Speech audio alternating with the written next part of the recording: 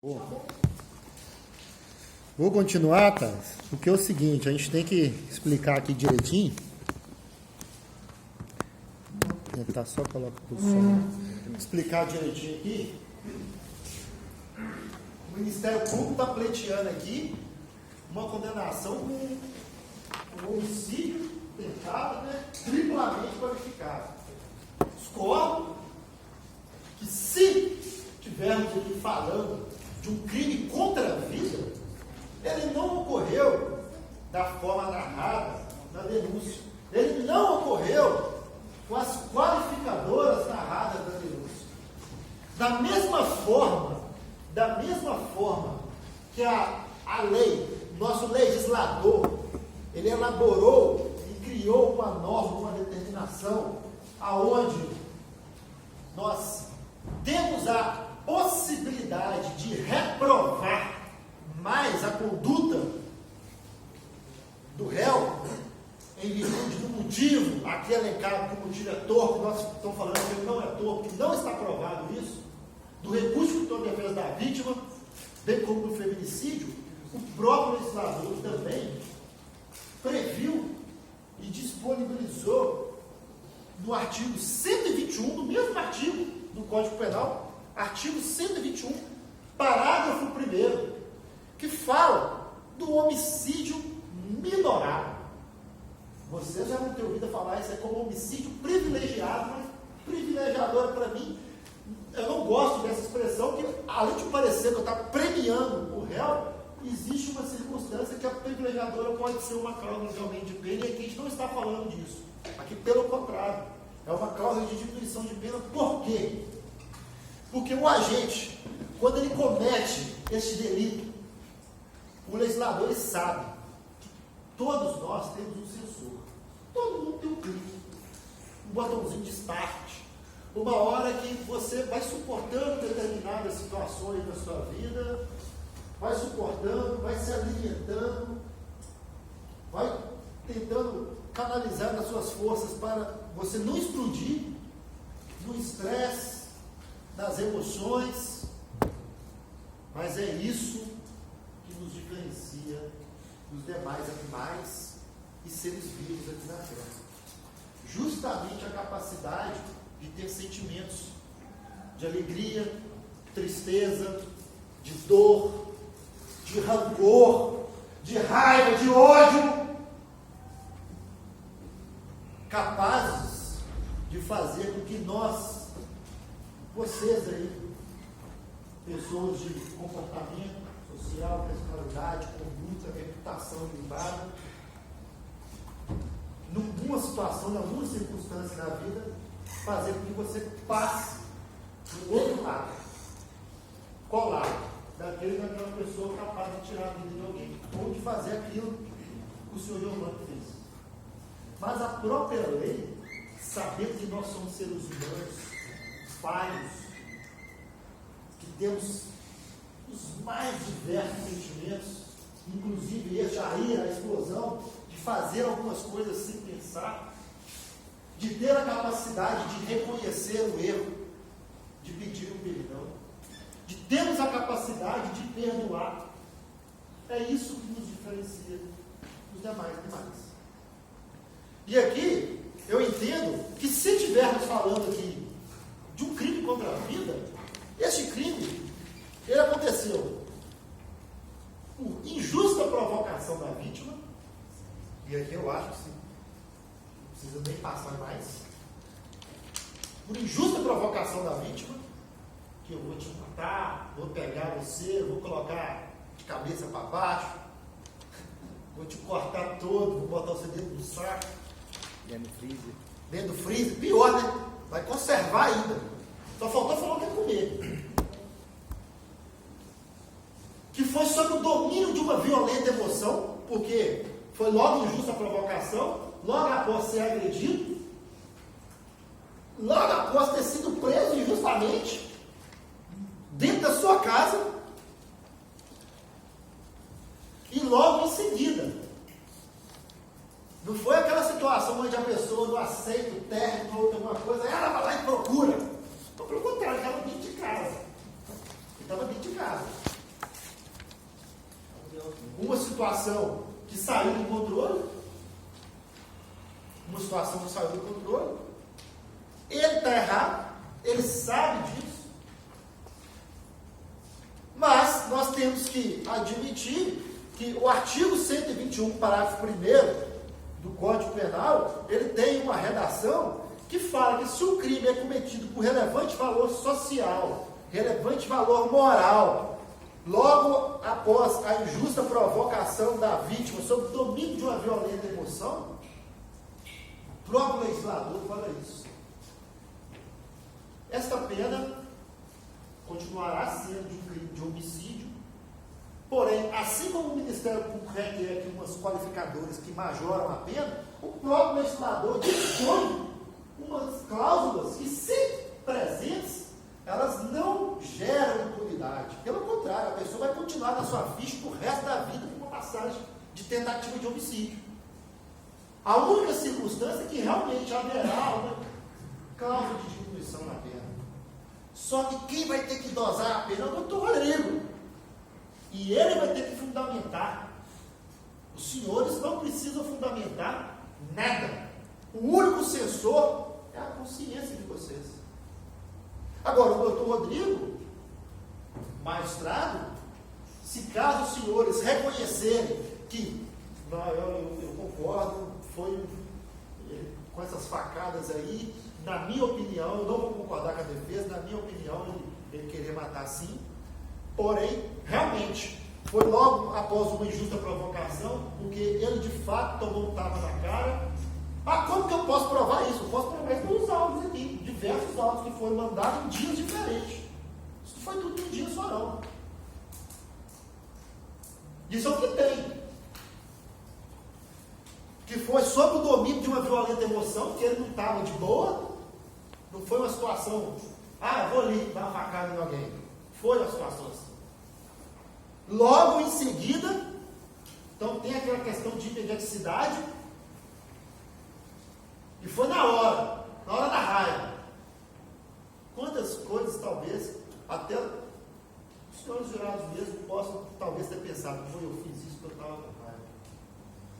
Estou falando de ter dado facada em alguém, nada grave não, mas é um pouco duro. Falei uma coisa, respondi, minha mãe, meu pai, meu marido, minha esposa, meu filho, meu professor, meu amigo de sala.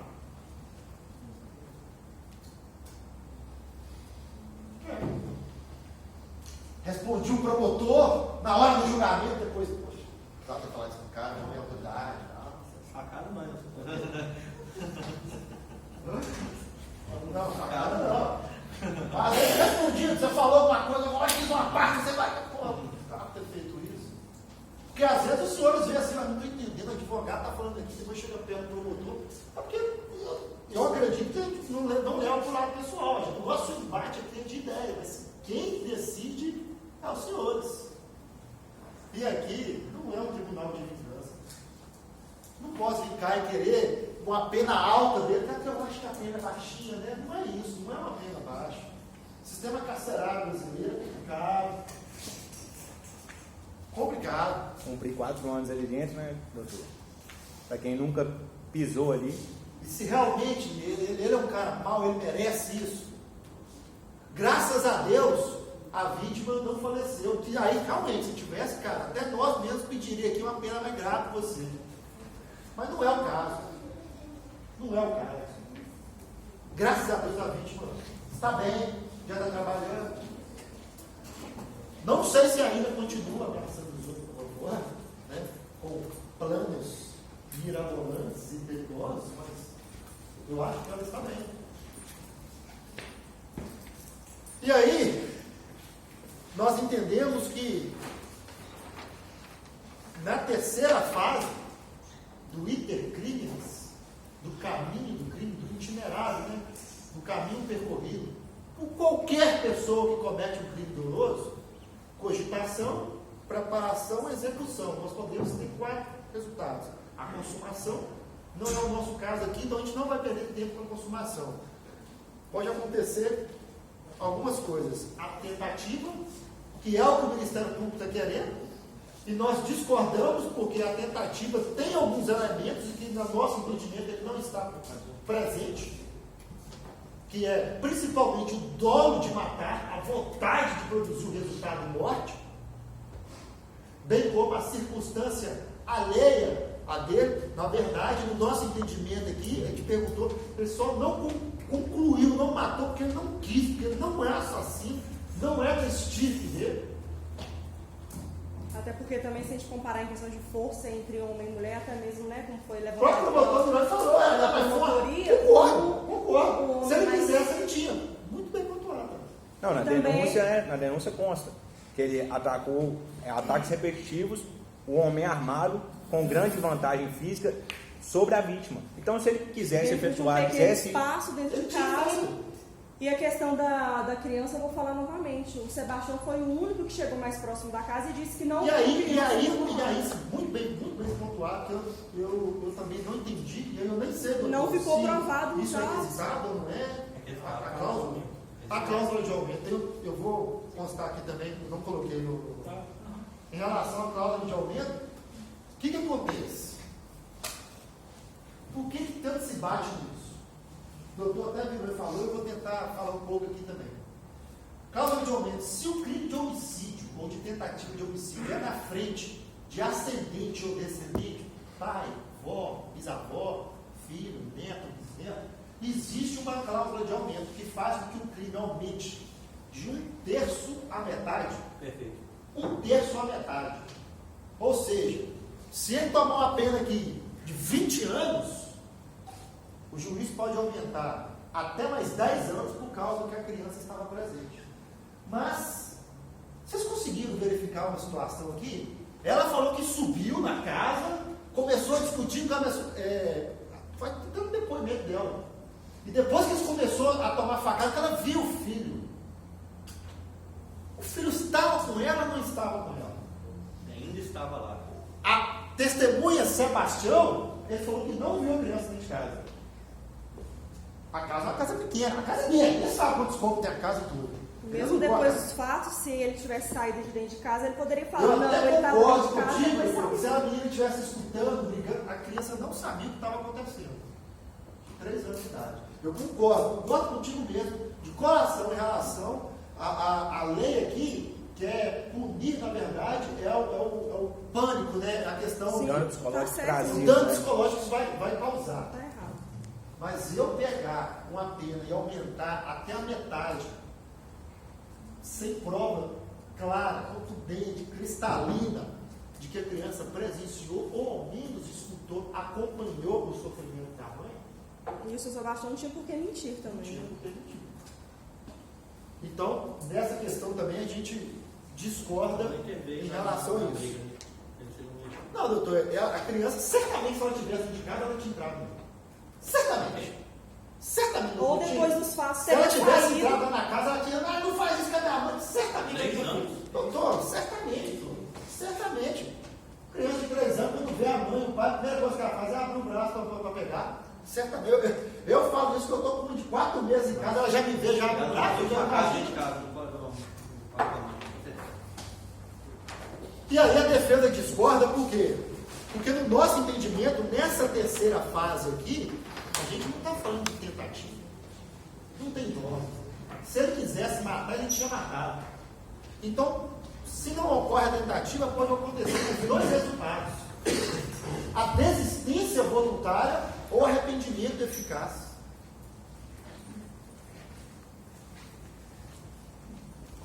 Isso é como se a senhora, por exemplo, um dia estivesse em casa, se ela talvez descobrisse, né? Se ele talvez não passasse no teste de fidelidade, ela chegasse em casa, pegasse um chumbinho, botasse na bebida, um pouquinho só, desse para ele, toma aqui um cafezinho, ó. Aí na hora que ela toma um cafezinho, ela, ai, me arrependi, eu não quero, te amo, ela vai e ministra o motivo. Nós estaríamos falando de arrependimento eficaz. A pessoa responde pelo crime, mas com uma cláusula de diminuição, porque ela reduziu os danos. Ela mesma reduziu os danos. Eu te dei o veneno, mas eu não sou assassino, cara. Eu quero que você voa só. Ele faz comigo, aí, eu estou contigo. Você vai e toma, vai ao hospital, passa o mal lá, mas se recupera. Eu vou ser punido. Eu fiz. Mas com uma redução. E aqui também é a mesma coisa. a desistência voluntária. Porque qual que é a maior diferença da tentativa de homicídio para a desistência voluntária?